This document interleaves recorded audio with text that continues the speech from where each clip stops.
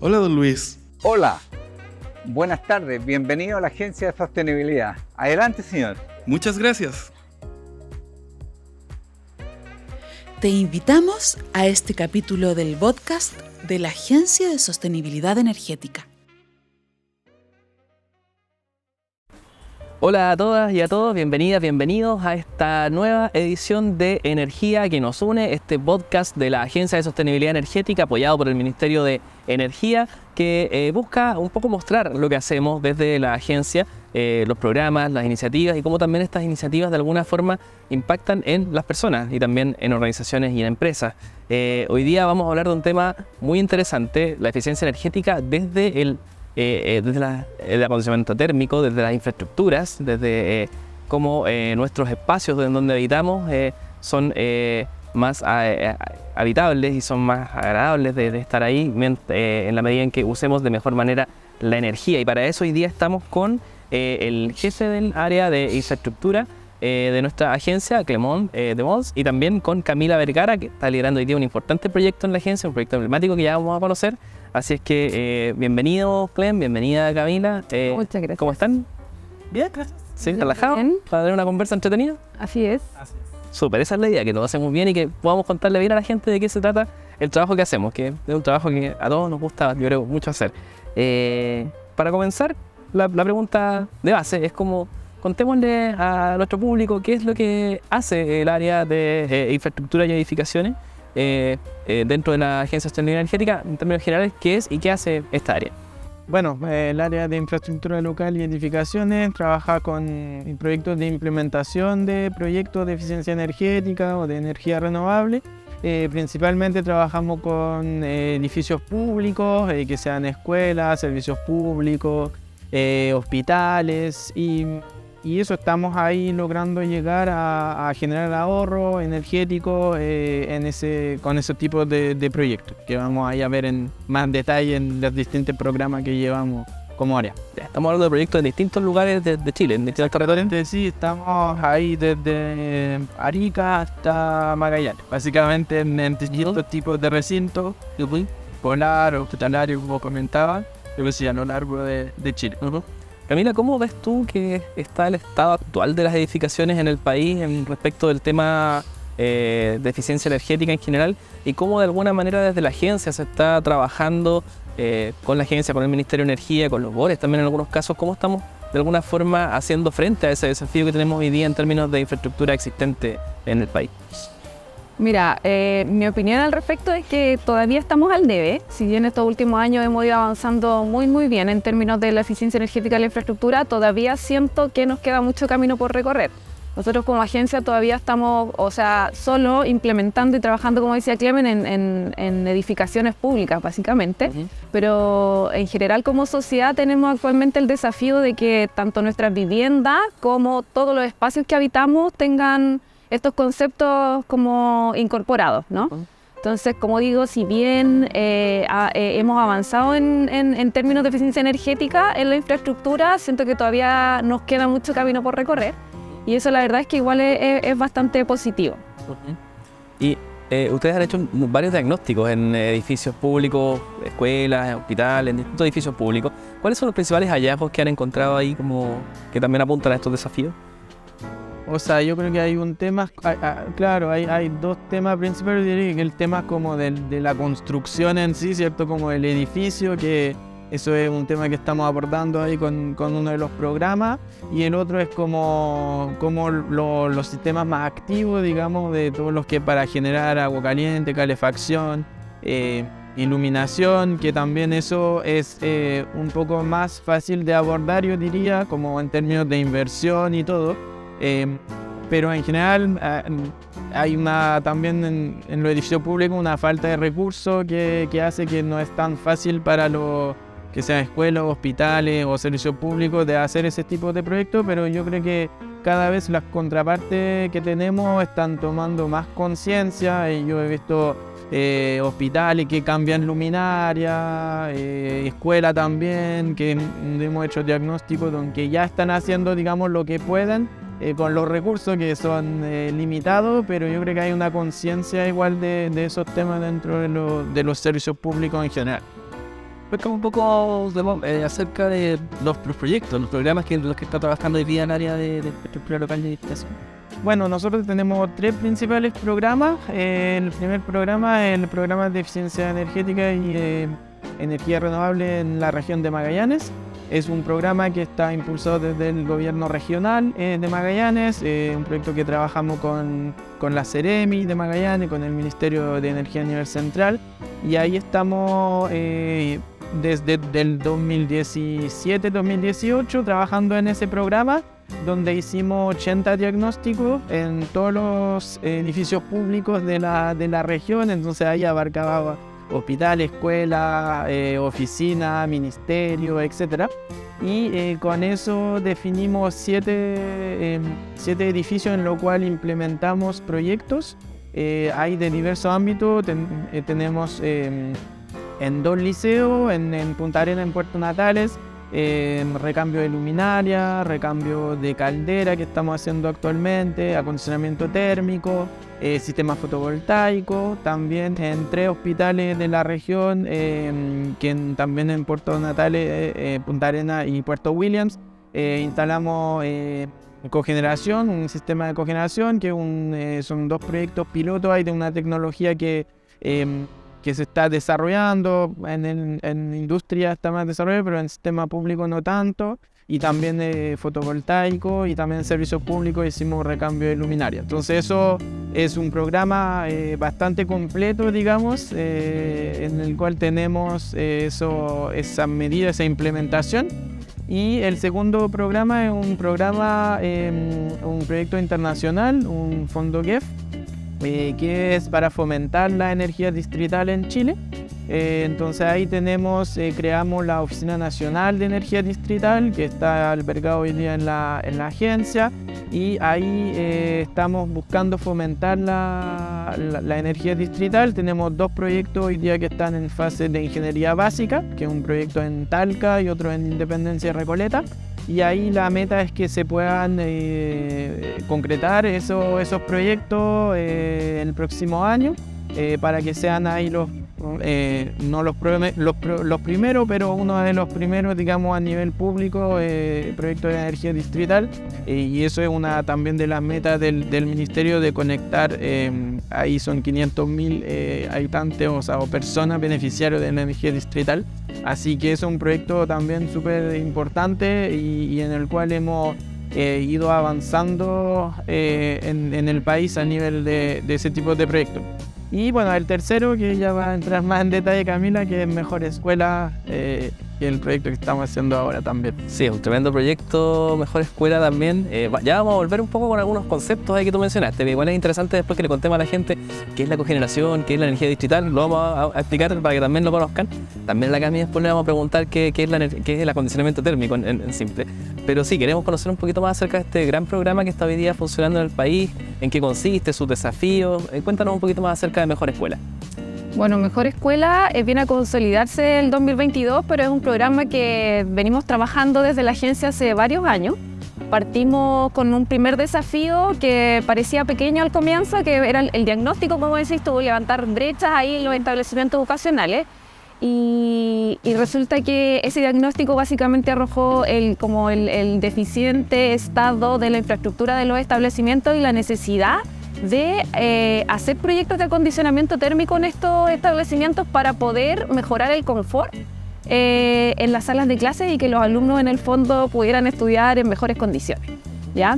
A partir justamente de un par de noticias que salieron en esa época, de que los niños estaban estudiando en establecimientos con puertas de cartón, con ventanas de plástico. Entonces se levanta esta problemática y el diagnóstico que hicimos en estos 40 establecimientos acusa evidentemente lo mismo. Y ahí partimos con el segundo como desafío o parte del programa, que fue levantar más de 200 proyectos en 2 años diferentes a nivel como de ingeniería básica para poder postularlos a fondos de conservación del Ministerio de Educación, ¿ya?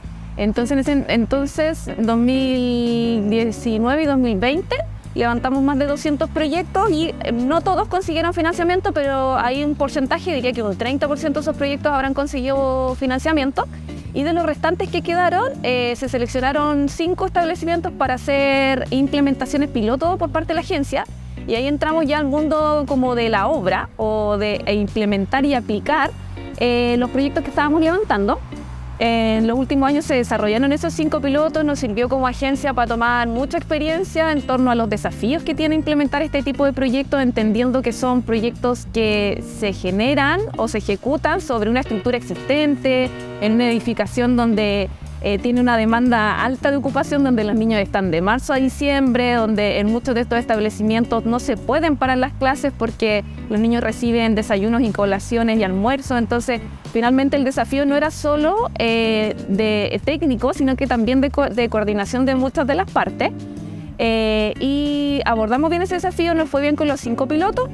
Y hoy día ya se nos vino el desafío ya mayor, así como palabras mayores, y que es en 2 años que tenemos que implementar 42 proyectos de acondicionamiento térmico a lo largo de todo el país. Y ahí tenemos proyectos de distinta escala, tenemos proyectos más pequeñitos, proyectos medianos, proyectos más grandes. Cuéntanos un poquito acerca de eso. Así es, tenemos una gama variada de establecimientos en términos geográficos y en términos presupuestarios. O sea, el que tenemos más al norte, por ejemplo, es en Colchane, que es una comuna que queda en el altiplano, casi el límite con Bolivia. Y el que tenemos más al sur está en la isla de Chiloé. Entonces ahí entendiendo cada uno de los desafíos que significa abordar proyectos en esta zona. Y en cuanto a la envergadura, como por el presupuesto, claro, tenemos proyectos pequeñitos de 100 millones hasta un proyecto en Ancud muy emblemático y grande de más de 2.000 millones. Perfecto. Mencionabas ahí que las estudiantes pasan frío, hay humedad, hay altas concentraciones de CO2 dentro de las salas que ustedes detectaron estos diagnósticos. ¿De qué manera esto del acondicionamiento térmico de alguna manera ataca estos problemas? ¿Cómo a través del acondicionamiento térmico nosotros logramos reducir esos índices que están bajo normativa probablemente o que están generando problemas en estos estudiantes, en estas estudiantes en los distintos liceos y escuelas de Chile? Sí, mira, el acondicionamiento térmico, así como en palabras simples, cada vez que lo explicamos o que lo explico yo, es básicamente abrigar los edificios, es ponerles un chaleco, ¿no? Y esto significa, en términos un poquitito más técnicos, en hacer una aislación por el muro, o sea, en superficie opaca, que vendría a ser muros y techumbre, poner aislación, material aislante, y después tenemos otras intervenciones, como por ejemplo el cambio de ventanas a una ventana de mejor estándar, que es la del doble vidriado hermético o el conocido como DBH o termopanel, que mucha gente dice. Entonces, en el fondo con esto lo que logramos es abrigar un espacio y con eso reducir la demanda térmica. Entonces, en los lugares en los que yo tengo calefacción, voy a reducir ese consumo de calefacción para lograr llegar a la misma temperatura versus si no tuviera este abrigo o este chaleco. ¿Ya? Y en casos en que no tengo un sistema de calefacción, básicamente aumento como la temperatura de confort sin necesidad de quizás poner un sistema activo para calefaccionar ese espacio. Entonces, de una manera u otra, como volviendo un poco al tema de los establecimientos, ya sea que tengan un sistema de calefacción, un sistema como activo para mejorar el confort, o no lo tengan, estamos beneficiando y ayudando a que se genere como un mejor confort térmico en este caso, o hidrotérmico dentro de la sala de clase.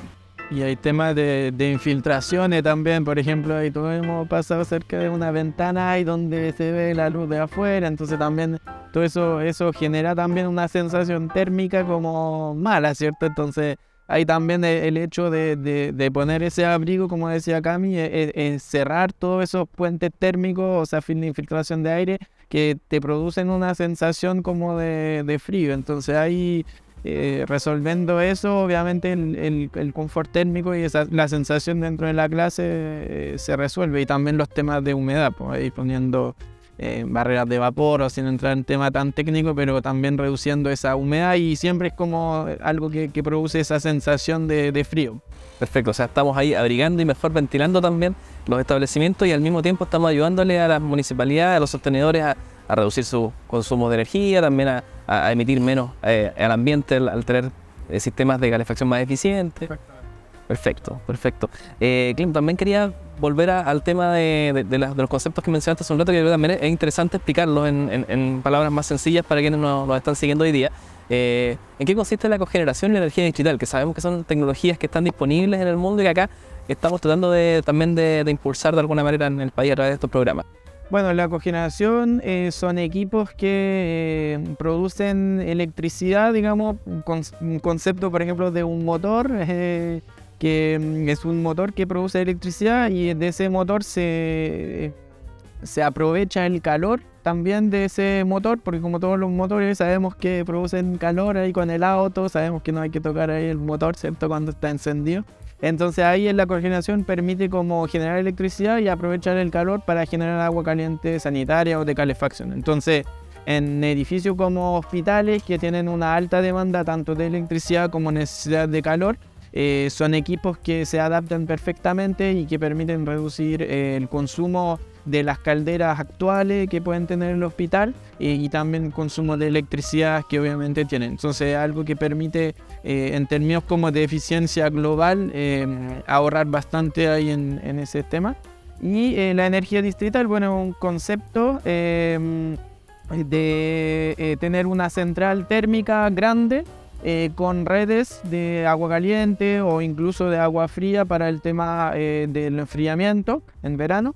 Ahí la idea es que distintos edificios o edificio habitacional pueden estar conectados a esa central y ahí así evitamos, digamos, que cada edificio o cada edificio público o cada edificio habitacional tenga su propia central y eso genera como un ahorro grande, digamos, para toda la comunidad y también genera un sentido de comunidad, ¿cierto?, como dentro de la ciudad o dentro de un barrio para que todo el mundo esté como abastecido de ese calor o de ese frío. Perfecto. Bueno, gracias a los dos por explicarnos estos temas técnicos tan en simple para que podamos entenderlos mejor.